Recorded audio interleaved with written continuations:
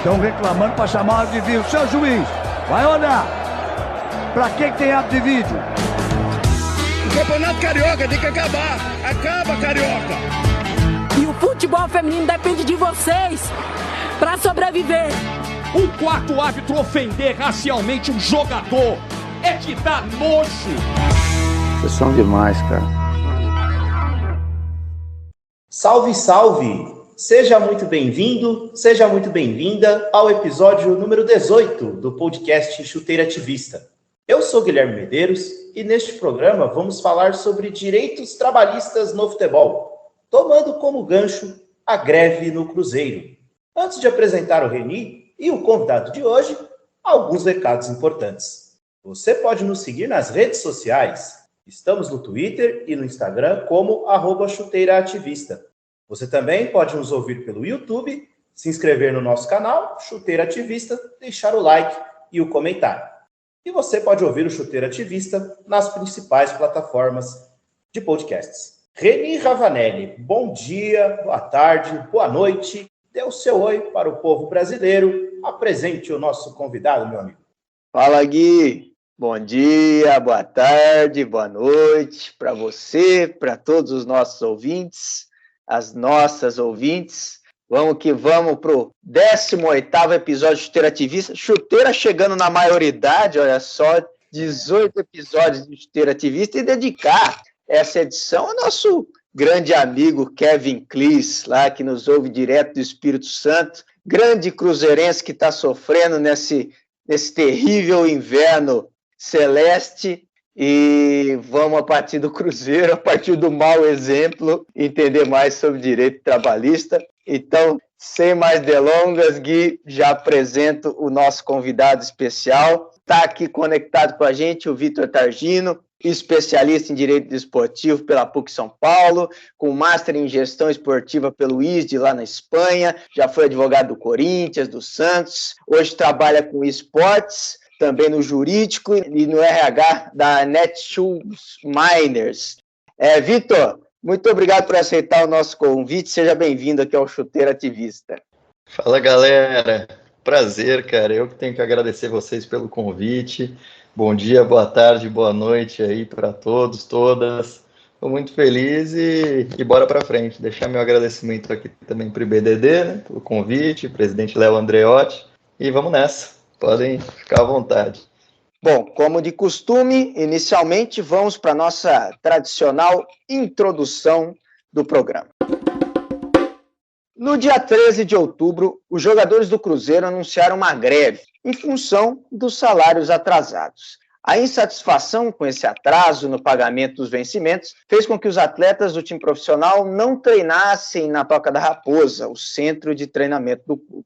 Numa nota divulgada em conjunto pelo grupo de atletas, os jogadores elencaram as razões que motivaram essa paralisação das atividades. A principal era a busca de uma resolução por parte da diretoria sobre os débitos financeiros. O capitão, goleiro, símbolo do Cruzeiro, ídolo do clube, Fábio, foi um dos jogadores que comunicaram a decisão dos atletas de parar ali por alguns dias. Em um dos trechos da carta, eles afirmam que os débitos chegaram a ter 6 meses de atraso neste ano. E olha que também tinha coisa do ano passado. 3 dias depois, os jogadores anunciaram o fim dessa paralisação e a volta normal aos treinos. Mas, em 22 de outubro, foi o setor administrativo que dessa vez entrou numa greve. Também, em nota, o grupo afirmou que, apesar dos atrasos, cumpre com as obrigações junto ao clube. A reclamação é de que há uma indiferença com essa classe de trabalhadores que não aceitam mais conviver com o não pagamento. No dia 22 de outubro, o Cruzeiro pagou uma parte dos vencimentos atrasados dos funcionários dos clubes sociais, além das tocas da Raposa, 1 e 2, o CT do clube. A agremiação acertou o equivalente a 1 mês da dívida, mas ainda há outros a serem quitados. Graças ao pagamento, a greve foi suspensa. Na quarta-feira, 27 de outubro, o Cruzeiro começou o pagamento dos salários atrasados dos jogadores. Foram acertados os vencimentos de agosto e setembro, faltando agora os de outubro. Os débitos continuarão a ser quitados ao longo dos próximos dias para que todos os funcionários do clube estejam com os pagamentos dentro da normalidade, incluindo categorias de base, futebol feminino, parte social e administrativa. A diretoria celeste conseguiu o valor necessário, cerca de 9 milhões de reais, novamente graças ao empresário Pedro Lourenço, dos Supermercados BH, que pagou adiantado parte de um aluguel de 10 anos de uma antiga sede do Cruzeiro. Vitor, nós temos várias perguntas, mas a primeira que eu queria te perguntar, até pulando um pouco algumas, é que eu fiquei bem curioso sobre essa, das diferenças entre jogadores e os demais funcionários em clubes de futebol, tomando como base o Cruzeiro, porque os demais funcionários reclamaram que há uma distinção. Eu queria entender um pouco isso primeiro, por favor, e mais uma vez, obrigado por ter aceito o nosso convite. Eu que agradeço, meus caros. Há distinção, sim, tanto jurídica quanto prática. Distinção jurídica é o regime, qual lei aplica a quem? Ao trabalhador comum, regular, aplica-se a CLT, né, e suas regras aí esparsas, e a legislação trabalhista comum, mas aos atletas e aqueles empregados que integram a delegação esportiva, especialmente membros de comissão técnica e profissionais de saúde, massagistas, fisiologistas, fisioterapeutas, médicos, etc., nutricionista, aplica-se a Lei Pelé, famosíssima Lei Pelé, que traz um regime especial, abrindo espaço para a aplicação da CLT só quando a Lei Pelé for omissa e quando houver compatibilidade da CLT com o regime desportivo. Então, para esses trabalhadores, repito, que estão inseridos ali na rotina do futebol, na rotina desportiva, aplica-se a Lei Pelé. Agora, claro, eu comentei a distinção jurídica, né? A distinção prática, que é sempre muito relevante, há de trazer aqui 2 pontos. Quem ganha jogo no campo são os jogadores. Quem ganha jogo fora do campo são os funcionários que muitas vezes são seletistas. E às vezes esses funcionários seletistas acabam sendo preteridos em prol dos jogadores, porque o salário do jogador é maior, precisa destinar recurso, etc. Por outro lado, quem é seletista não pode ter o salário atrasado. A CLT não permite. Mas quem é atleta de futebol, a Lei Pelé permite o atraso de até 3 meses. No artigo 31. Então, muitas vezes, a alocação de recurso vai ser naquele sentido: olha, eu preciso pagar o jogador de futebol para eles performarem em campo ou para eu não perder o jogador, mas eu posso atrasar 1 mês, eu posso atrasar 2 meses. Do administrativo eu não posso. Então, fica ali, o cobertor é curto, você cobre a cabeça, descobre o pé, e o financeiro e a gestão tem de fazer mágica, muitas vezes, para tentar equilibrar aí os pratos e os interesses. É complicado. O Vitor, a gente vê nas discussões políticas, aí falando política em geral, lá em Brasília, quando tem um questionamento sobre alguma lei antiga e vai parar nos tribunais, aí os magistrados falam, não, o legislador da época quis dizer tal coisa. Eu não sei o que o legislador da Lei Pelé quis dizer com essa possibilidade de não pagamento por 3 meses de salário, mas a gente pode ter uma ideia por que ele definiu esse período, que condição que ele imaginava, assim, eu posso deixar até 3 meses porque existe uma dificuldade do clube em manter as coisas em dia? É muito curioso, né, essa exceção. Isso veio, aspas, importado da FIFA.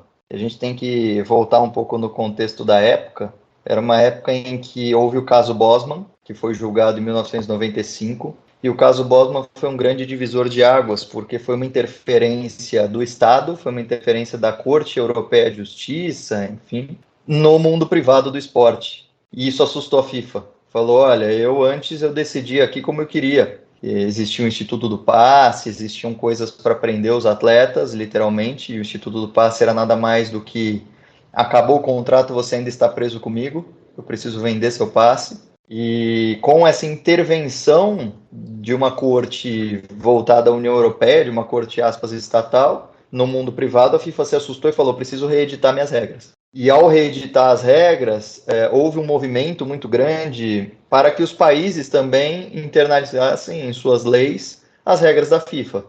Olha, não é só uma regra privada. Cada país também está editando regras públicas muito parecidas com as minhas. E daí que veio essa previsão da Lei Pelé, que é de 98, muito próxima ali do caso Bosman, que é de 95, importando uma série de regras da FIFA, dentre elas a do atraso de 3 meses. Esse atraso de 3 meses, ele foi muito criticado, claro, ao longo do tempo, até que a FIFA, recentemente, mudou para 2 meses. A FIFA já reduziu 1 mês desse período de atraso, só que a lei brasileira não se atualizou. Só que a FIFA também tem um outro ponto. A FIFA, para que você rescinda o contrato com esses 2 meses de atraso, você precisa notificar o clube. Você precisa formalizar uma notificação dizendo o clube me pague em 15 dias, é um período de carência, de graça, né, que eles chamam, me pague em 15 dias, senão eu vou embora. Você tem que dar essa chance para o clube. Essa chance no Brasil não existe. Não tem essa obrigação de, enfim, constituir em mora. Mas acaba sendo usual. O jogador sempre vai reclamar o dinheiro para a diretoria, às vezes notifica com um advogado, outro, enfim. Muito raro o jogador tentar sair de surpresa, né? Um membro de comissão técnica, assim. Você vê que vocês mencionaram muito bem, o Cruzeiro está numa situação insustentável, pelo que vocês noticiaram, de vários meses, né? Ou seja, os 3 meses teriam sido extrapolados aí pelo que foi noticiado, né? Chegando a ponto de, olha, clube pague. Então, na prática, acabam, de certa forma, sempre avisando antes de tomar uma medida dessa natureza. Mas há, sim, essa distinção, e essa distinção gera muito problema, porque para dentro do Brasil, aplica a Lei Pelé. Mas quando você vai lidar com um clube estrangeiro, que muitas vezes quer levar o seu jogador embora de graça, porque você está devendo salário, vai aplicar a legislação FIFA. Então, a partir do 2º mês, já nasce o sinal de alerta. Não vamos deixar chegar no 3º, vai pegar a lei brasileira, mas já no 2º já pode ser que algum gringo venha querer me notificar para que eu pague em 15 dias e aí ter todo o problema decorrente. Eu queria te perguntar, Vitor, sobre qual o efeito prático que essa paralisação no Cruzeiro ela pode ter. A gente pode ver em outros clubes. Eu queria saber qual o efeito prático que essa paralisação pode ter. O efeito prático é literalmente colocar a instituição contra a parede e falar, me paga. É o último recurso que o trabalhador tem, o empregado, o atleta, enfim, qualquer que seja a vinculação dele, tem de forçar ao recebimento daquele valor, mostrar e externar o descontentamento. Né? É lícito pela Lei Pelé, artigo 32, é permitido que os jogadores se recusem a competir quando já estiverem com 2 meses de atraso. Se recusam a competir, que é o ponto máximo, é quando o clube precisa mais daquele atleta, é evidente que pode se recusar a treinar também. Né? Ele pode ir a conduta mais impactante, claro que ele pode a menos impactante. E se recusar a competir é literalmente colocar o clube contra a parede, contra a sua torcida, correndo risco de punição desportiva, de não comparecer, de WO, etc., na esfera desportiva também. Perda de pontos, multas, enfim. Então, imagina que é uma grande dor de cabeça. Né? Eu acho que o exemplo mais recente que a gente teve disso, se não me falha a memória, foi o Figueirense, né? Que os atletas não entraram em campo em 1 ou 2 jogos da Série B. Você vai perder o jogo e ainda corre o risco de ser penalizado lá no Código Brasileiro de Justiça Desportiva, com as penas previstas lá por deixar de disputar partida, prova equivalente. Prosseguindo nessa discussão, Vitor, a gente queria entender esse tal do direito de imagem, né? Porque vira e mexe aparece uma notícia, acho que uma das últimas foi sobre o Corinthians no começo desse ano. O salário está pagando, mas o direito de imagem está atrasado, né?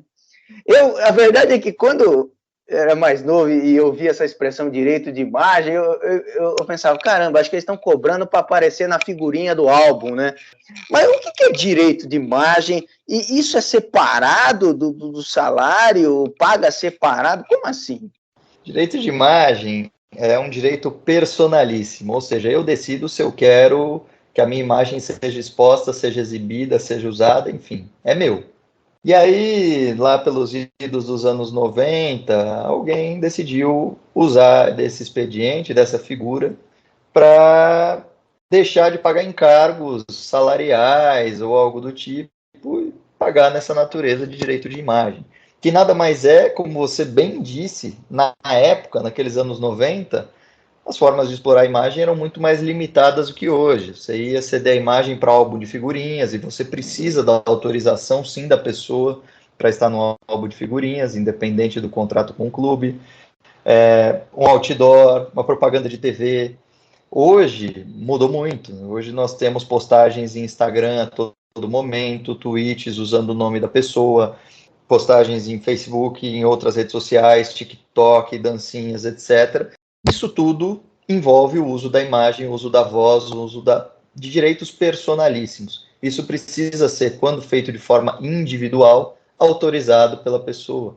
Então, aquela figura que era o direito de imagem, que foi muito combatida no início dos anos 2000, no meio dos anos 2000, na Justiça do Trabalho, em que diziam que era só um salário mascarado de direito de imagem para pagar menos encargos, se tornou uma figura mais factível na prática hoje.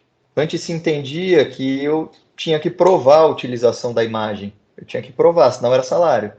Senão você está só querendo deixar de pagar encargos para o governo. Contribuição previdenciária, de FGTS.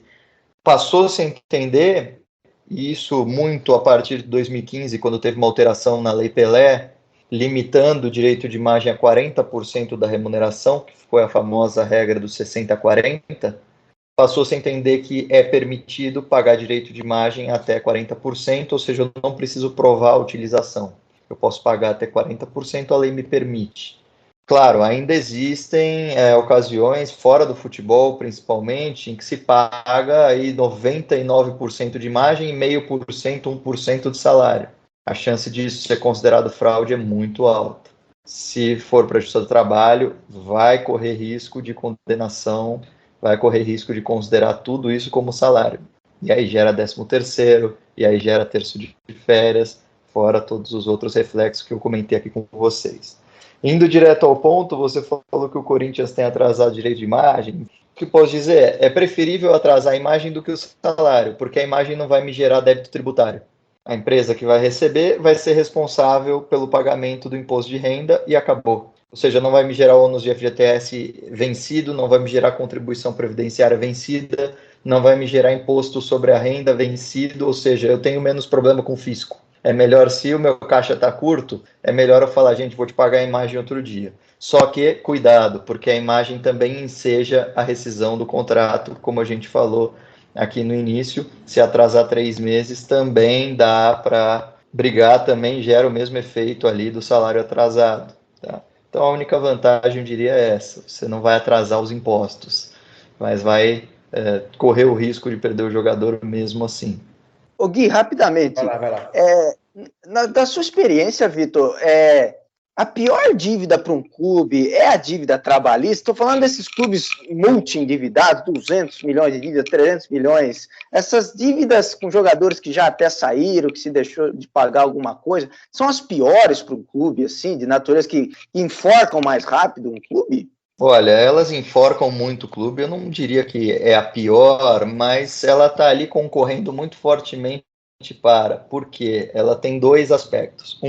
Os juros eram muito altos. Houve uma reforma recente do STF agora, em que passou -se a aplicar juros Selic para créditos trabalhistas. E o Selic hoje está aí na casa dos 7%. Mas antes dessa decisão do TST, os juros eram de 12% ao ano. São salários altos, normalmente, quando a gente fala de clubes de Série A, né, que representam uma parcela mínima aí de 2%, 1%, enfim, do universo futebolístico.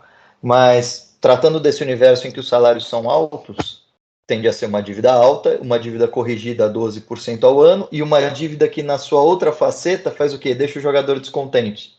E jogador descontente a gente sabe como é que é. Não precisa entrar muito no aspecto. O jogador tem a faca e o queijo na mão ali para tentar brigar com o clube e dizer, olha, não dá para jogar, eu estou me esforçando, eu estou treinando muito, eu estou indo e você não corresponde com o combinado, literalmente. Né? Então, eu diria que a dívida trabalhista é uma das que chamam mais ponto de atenção do clube. Outras dívidas são dívidas de transferência, contratação de atleta, porque elas geram sanção desportiva, elas permitem com que um clube credor ingresse na FIFA ou ingresse na Câmara Especializada da CBF aqui no Brasil e pleiteie também sanções de perda de pontos, e nós vimos isso acontecer com alguns clubes brasileiros, né?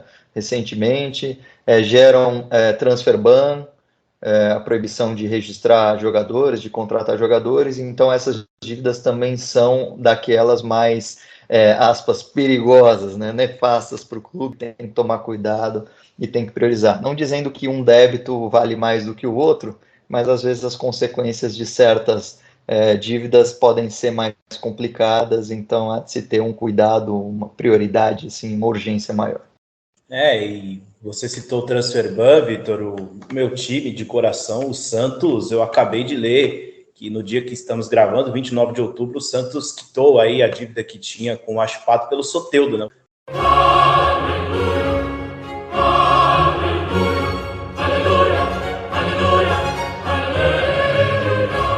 O Santos utilizou o jogador por 2 anos sem pagar e ele foi embora no começo do ano. É um negócio assim, inacreditável.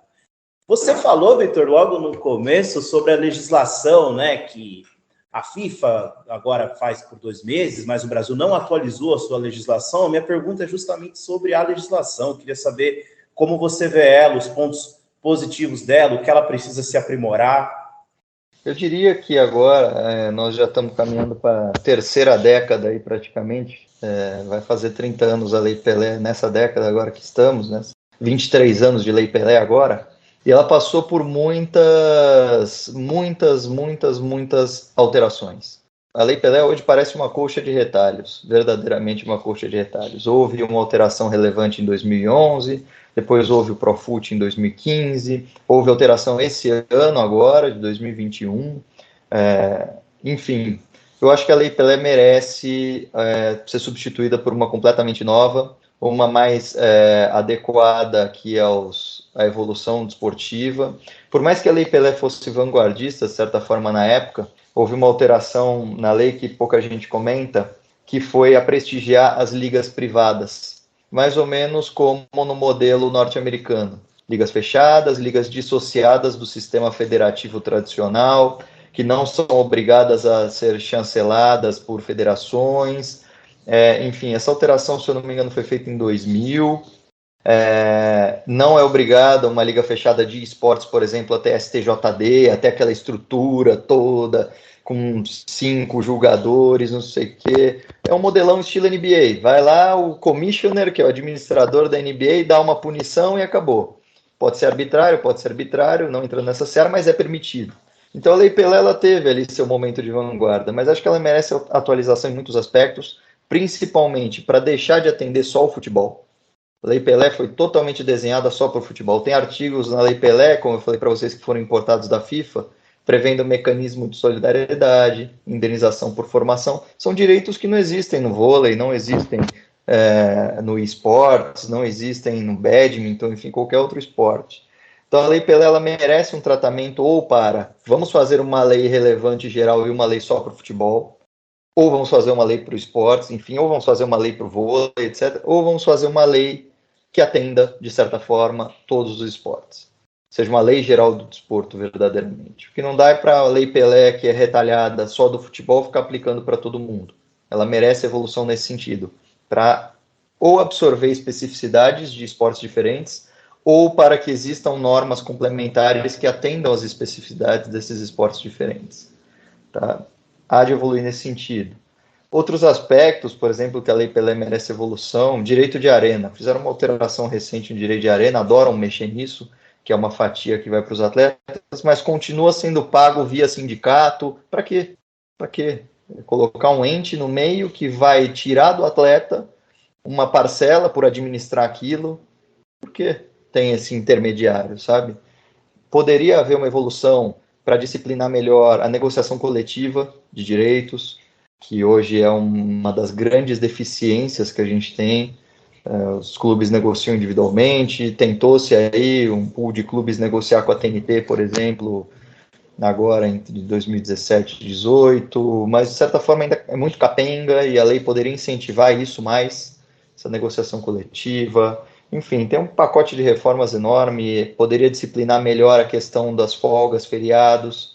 Adicional noturno ainda gera muita discussão judicial, poderia ser melhor escrito, melhor redigida, mais clarificada a lei. tem alguns aspectos assim que eu não vejo debate sobre no legislativo e que poderiam ser melhor tratados. Então, eu sou a favor totalmente de uma lei nova, uma lei específica, uma lei coerente, digamos assim. Não que a Lei Pelé seja de todo ruim, ela, pelo contrário, é muito boa, ela leva em consideração muitas das peculiaridades do esporte, mas merece ser atualizada.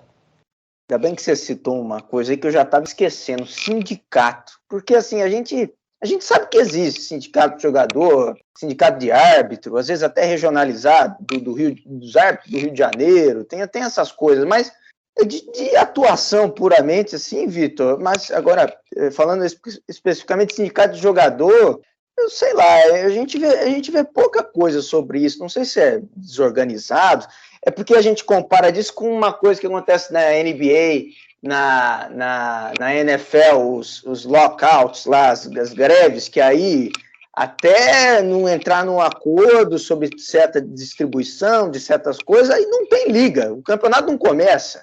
Sindicato aqui de esporte, falando de futebol especificamente, por que não funciona, né?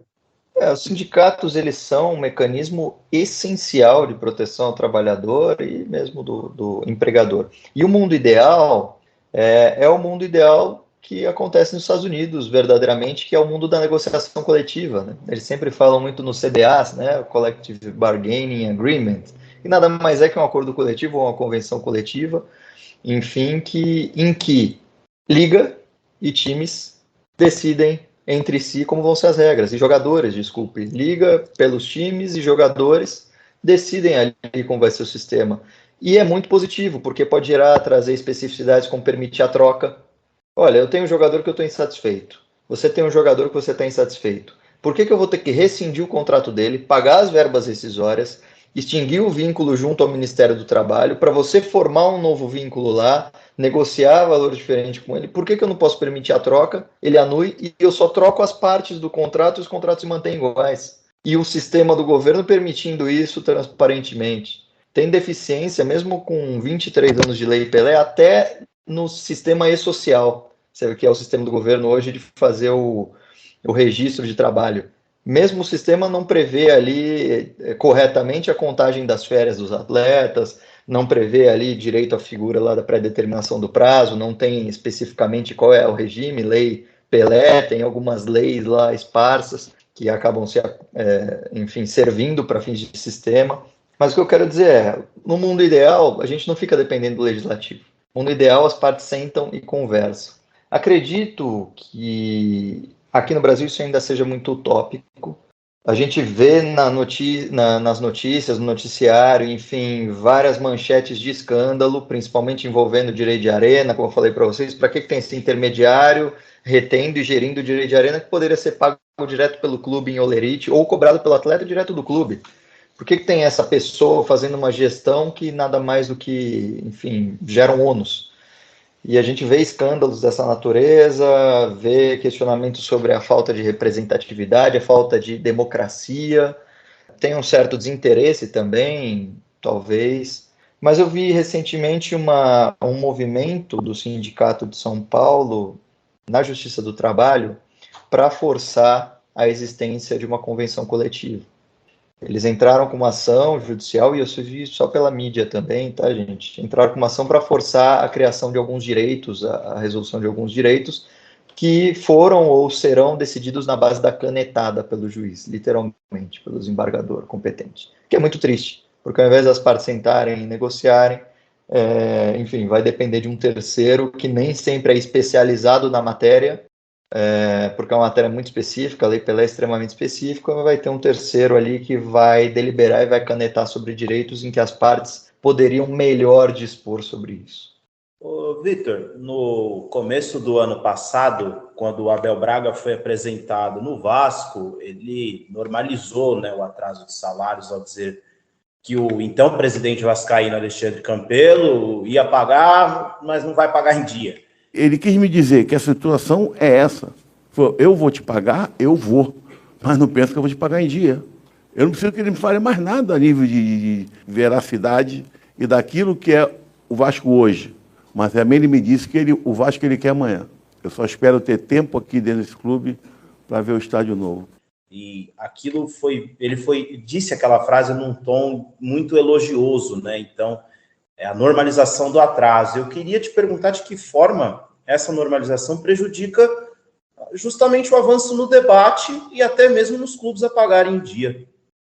É absolutamente prejudicial para todo o sistema, e eu digo todo o sistema porque o clube que zela por pagar os salários em dia, muitas vezes ele se vê numa posição desigual, porque ele não vai conseguir contratar aquele jogador de forma extraordinária, ele vai tentar prezar por uma gestão austera, uma gestão competente ali, pagando o que pode, e não vai conseguir montar um super time, não vai conseguir ter o melhor resultado, e não tendo o melhor resultado, não ter acesso a mais receita. Acaba sendo uma construção de longo prazo, uma construção que às vezes é interrompida, muitas vezes é interrompida porque as gestões são curtas. E você tem de passar por processo eleitoral muitas vezes, tem de provar para a sua torcida que você e conselheiros que você entregou um super time, entregou títulos para ser reeleito, e não pode se dar a mercê, se dar o luxo de ficar pagando o salário direitinho, senão vai arriscar ali uma colocação baixa e uma perda de mandato, uma perda de reeleição.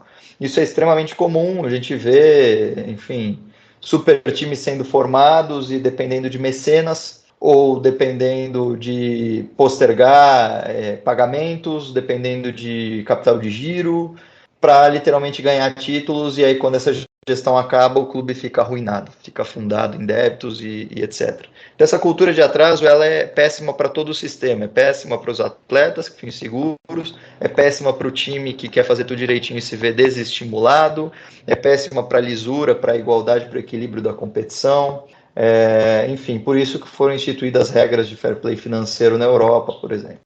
Você estava falando agora há pouco de coisas que acontecem nos Estados Unidos, e uma coisa que eu invejo é que quando a gente pesquisa sobre salário de jogador das ligas norte-americanas, a gente tem muito fácil. A gente tem discriminado lá o salário, o quanto vai ter de bonificação, o quanto vai ter para renovar, se atingir tanta meta de bônus. E aqui no Brasil a gente não acha, né? Quanto ganha o goleiro do time tal, o atacante X. A gente não acha isso em lugar nenhum, assim, sistematizado, bonitinho, fácil de achar. Você acha que teria que ter mais transparência nesse sentido? Por que não tem? Tem um pouco a ver com essa coisa, paga um pouco de direito de imagem, o outro salário. Seria benéfico para nós se tivesse mais transparência, a gente soubesse quantos jogadores ganham? Tem uma colisão de princípios aí. Tem um princípio voltado à transparência e tem um princípio voltado à privacidade. Nesse caso, considerando que o esporte no Brasil e no mundo, na maior parte dele, é regido de maneira privada, eu acho que o princípio da privacidade ele se sobrepõe. Quando tem colisão entre princípios, você escolhe um ou outro. Nesse caso, não tem como ter privacidade e transparência ao mesmo tempo. Então, acho que em prol da proteção da privacidade dos atletas e inexistindo qualquer negociação entre atletas via sindicato e empregadores via sindicato, por exemplo, prevendo a possibilidade de dispor os salários, não dá para a gente abrir. O que eu quero dizer se houvesse uma negociação entre jogadores e liga e clubes, dizendo vamos abrir nossos salários porque é bom para o avanço da liga, é bom para mostrar para os menores, é bom para a gente estabelecer pisos, olha, se você é novato, se você é rookie, você está na idade tal, você vai ganhar um tanto, depois de tanto você pode ganhar mais, teto salarial instituído, etc. E para que o teto salarial seja válido, a gente tem de abrir os salários e tudo mais, para mostrar para todo mundo que o orçamento está sendo cumprido, para passar credibilidade para o mercado. Se isso for negociado dessa forma, maravilha, vamos abrir, sejamos transparentes. Agora, aqui no Brasil, a gente não tem nenhum tipo de negociação. E tem um princípio constitucional da privacidade, da intimidade e da proteção do salário do trabalhador. Então, a princípio, não tem porquê, sendo um ambiente privado, não tem porquê abrir aquilo. O que os clubes fazem e abrem é o balanço. O balanço patrimonial é sempre publicado, até porque muitos deles são associação, e sendo associação devem aí prestar contas aos seus associados. Então, os clubes publicam, sim, o balanço e tudo mais. Mas o salário individual de cada atleta, aí há de se olhar com muito cuidado para o princípio da privacidade, que é constitucional e vai acabar, aí nesse caso, prevalecendo. Eu acho que nesse aspecto talvez eu concorde. Só acho também que se tivesse essa publicização, evidentemente com os jogadores aceitando que se divulgue, né? Obviamente, e acabar com os tititis, né? Que a gente ouve na imprensa. O cara ganha 500 pau por mês. Ganha 500 pau por mês! A torcida ganha quanto? 800 reais? Sei lá quanto ele ganha, se ele ganha mais que isso, ele ganha menos que isso, a gente nunca vai saber, né? Só quem apura isso de dentro para conseguir a informação. Eu acho que, para finalizar, Vitor, eu fiquei com uma pulguinha assim sobre essa modalidade que existe no futebol do empréstimo de jogador, né? Eu queria entender isso. Quando empresta, aí o outro pagando. Aí tem que pagar igualmente como era do outro, né? Obviamente, né? Mesmo valor, mas do mesmo jeito. Aí depois teve essa história do empréstimo, empresta, mas eu pago uma parte, ou eu pago tudo, que também tem essa também. Aí depois veio um terceiro elemento, que é essa coisa, não, se está emprestado, você não pode jogar quando jogar contra mim. Esse rolo todo que eu também acho que só tem no futebol. É muito engraçado isso, né? Eu lembro que isso deixa muito clara a peculiaridade e a especialidade que o direito desportivo exige, né? Você vai falar em trabalho, você imagina a Apple emprestar um designer, um desenvolvedor para a Samsung. Não, vai lá, vai aprender um pouco de coreano e vai ver o que eles estão fazendo lá e volta aqui depois com uma ideia, porque eu gostei daquele flip, daquele celular, volta aí que a gente não tem isso. E, e aquela bateria que carrega a distância, não sei o que, coisa maluca. Não faz sentido nenhum no mundo usual, mas no esporte é um expediente recorrente, né? Reiterado. É uma figura até difícil de explicar, porque no contrato de trabalho normal, você tem duas possibilidades de suspender ou interromper o contrato. Suspensão é quando você para com o contrato de trabalho e para de pagar salário. Isso é suspensão. Interrupção é quando não tem trabalho, mas você paga o salário.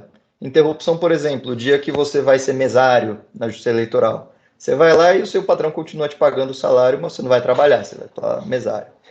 Já a suspensão, você ficou doente, está afastado pelo INSS, seu patrão, depois de 15 dias, para de pagar salário.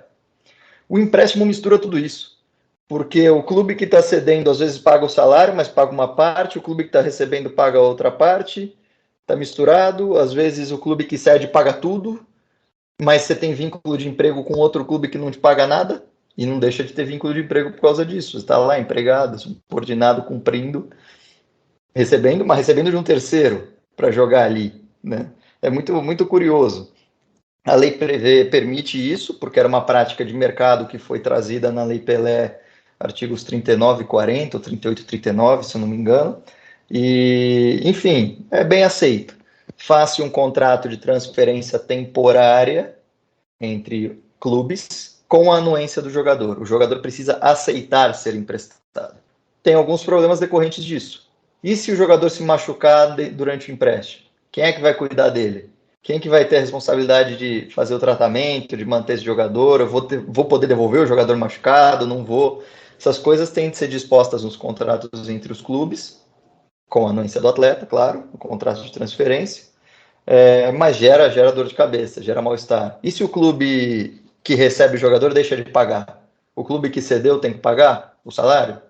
A princípio, não. Mas já vi decisões judiciais responsabilizando o clube que cede pelo inadimplemento do clube que recebe o jogador, certo? Eu emprestei meu goleiro para um clube B, o clube B não pagou, já vi decisão responsabilizando o clube A. Como há entendimento bem claro que o clube A não deveria sim encerrar o empréstimo e chamar o jogador de volta. São coisas que a lei pode ser aprimorada, ela pode trazer com mais clareza. Quem é que vai responder, quem que não vai responder, como que vai funcionar. A lei até fala que o clube que cede tem direito de adimplir esse débito, se quiser, é o que a lei diz. Né? Mas fica muito vago, sabe? Fica muito vago. Tem a cláusula de penalidade também, que é muito desportiva, né? Pô, vou ceder você para o São Paulo, mas você não vai jogar contra mim. O Corinthians, você não vai jogar contra mim no Clássico, fazer gol em mim e mandar minha torcida calar a boca, né? Então, de certa forma, tem construções muito interessantes sobre essa figura recorrente que é o empréstimo. Ô, Vitor, o Reni disse que a gente ia encerrar e a gente ia mesmo. É que conforme a sua fala me surgiu uma dúvida aqui, que acho que também o nosso ouvinte tem, que vem nos últimos tempos do futebol de seleções e o futebol de clubes. A gente sabe que o jogador de futebol, ele quer, sim, quase sempre servir o seu país. Isso não é só no futebol brasileiro, não. Isso acontece em outros países. Só que acontece, às vezes, desse calendário maluco que nós temos do futebol, em que ninguém quer ceder, nem o futebol de clubes e nem o futebol de seleções, que acontece do jogador estar na seleção e se machucar. Para mim, o exemplo que mais gritou nisso foi o Lewandowski, que jogou um Polônia e Andorra, se lesionou e perdeu as quartas de final da última Champions League contra o Paris Saint-Germain. E observando o jogo, os dois jogos, na verdade, deu para ver a falta que o Lewandowski fez para os bávaros naqueles confrontos. O que eu queria te perguntar, se a legislação tem alguma coisa de, por exemplo, eu cedo o jogador para a seleção por um determinado período, então a seleção teria que arcar, entre aspas, com o salário dele nesse período. Ou você acha também que a legislação precisa colocar essa questão, enfim, o que você acha de tudo isso?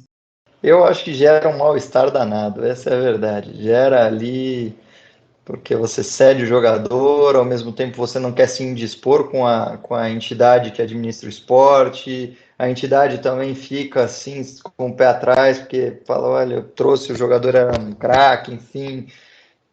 Fica um mal-estar enorme, né? Há previsões, sim, no regulamento associativo do esporte, vindas da FIFA, ou seja, regulamentos privados, trazendo o dever dessa entidade convocante de indenizar o clube pelos prejuízos. Na prática, isso é muito vago, tá? É muito vago. Não sei como funciona na Alemanha, por exemplo, nesse exemplo que você deu, mas aqui no Brasil, sim, haveria a possibilidade de bater lá, olha, CBF, me indeniza e tal, aconteceu isso, aquilo, vamos conversar.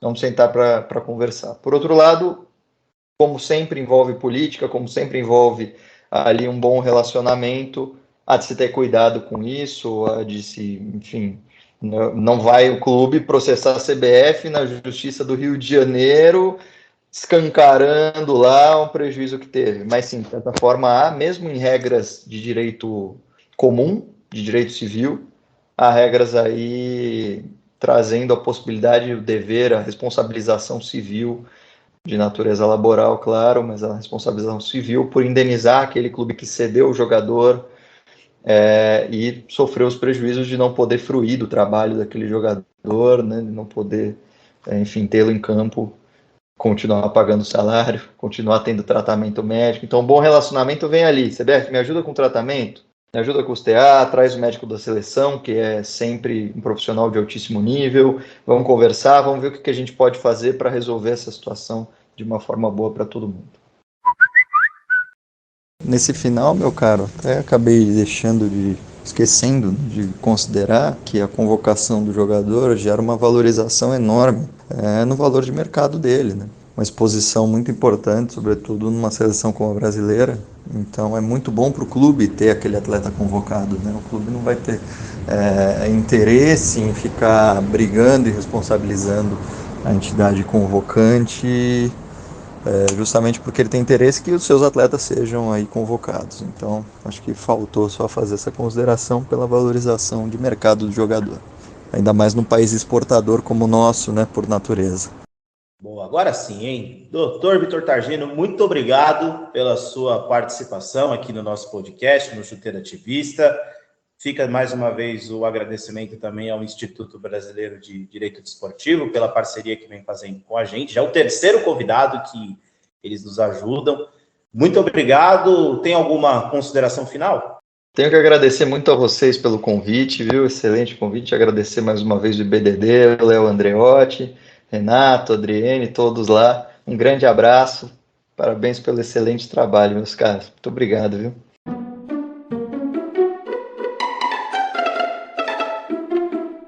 E olha, para fechar de vez, um que você viu especial. Nós não temos o costume de fazer o que você viu quando a gente traz convidados aqui para o nosso podcast, mas essa semana pede, não é não, Reni? Pois é, Gui. Pois é, o Chuteira não pode se ausentar nos principais debates que estão acontecendo por aí e se posicionar, que é nosso objetivo sempre aqui, além de trazer muita informação, né? O caso do Maurício do vôlei, né? Maurício Souza. Eu nem gosto de falar Maurício Souza, porque eu lembro de Turma da Mônica, o Maurício de Souza, que é uma coisa alegre e feliz que a gente tem na nossa infância, né? Dos quadrinhos, né? Inclusive, o Maurício Souza usou um quadrinho para começar uma hecatombe, né? Contra ele. Que bom que virou uma hecatombe, né? Que eram 2 super-heróis, acho que se beijando, né? E um deles era bissexual. Ele falou, acham que não é nada, mas daqui um pouco, né? Reiteradas declarações homofóbicas. Além disso, teve toda uma coisa do Minas, que era o clube dele, aparentemente tentando passar um pano, né? Falando, vai lá, pede desculpa, tal. Já vi na pressão dos patrocinadores em cima, Fiat, Gerdau, e que bom que veio essa pressão. Lógico, que bom que veio, que as empresas não podem compactuar com isso, né? E aí, uma coisa... É rir para não chorar, né? O Maurício deu declarações homofóbicas numa rede social que ele tinha mais de 200 mil seguidores, no Instagram, e foi pedir desculpas, Gui, no Twitter, que ele tinha 54 pessoas o seguindo.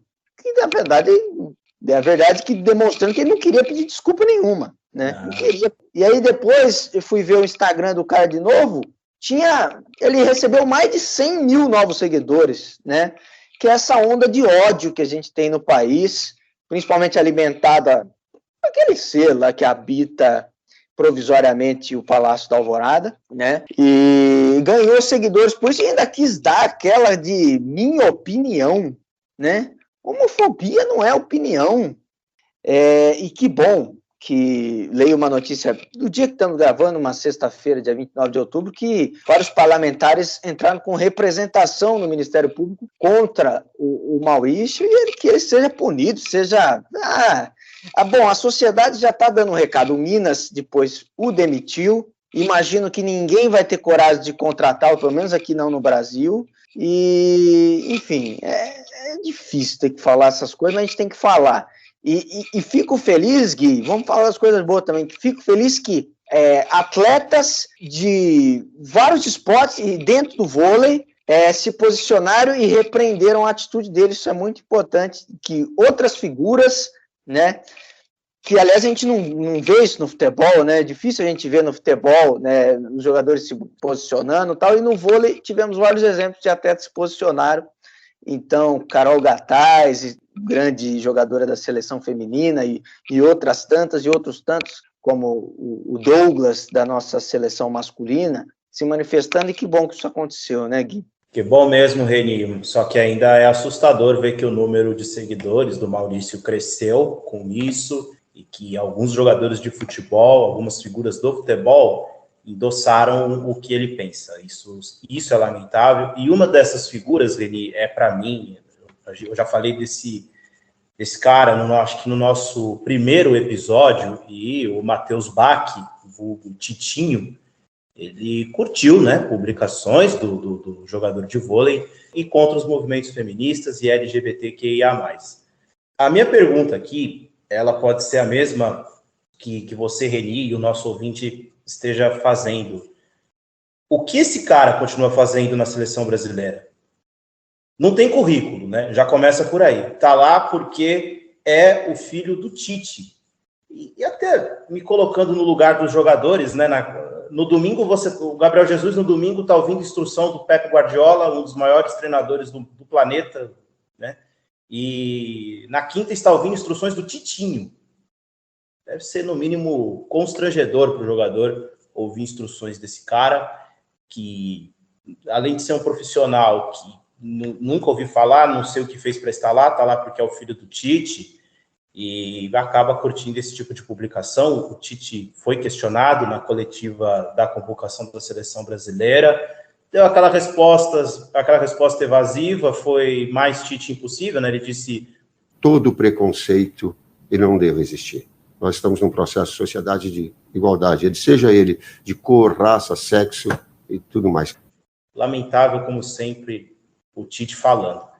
E eu quero encerrar com o que escreveu o Breler Pires, grande Breler Pires, hoje no Twitter. Os que adoram falar em meritocracia são os mesmos que não abrem mão de privilégios, e o Titinho é um grande exemplo disso, Reni. É isso, Gui. Opinião é opinião, crime é crime. Mérito é mérito, privilégio é privilégio, e que coloquemos sempre, apontemos sempre essas distinções quando elas aparecerem. Bom, encerramos então esse 18º episódio do Chuteiro Ativista. Aprendemos muito, espero que vocês ouvintes tenham gostado. Até a próxima! Até!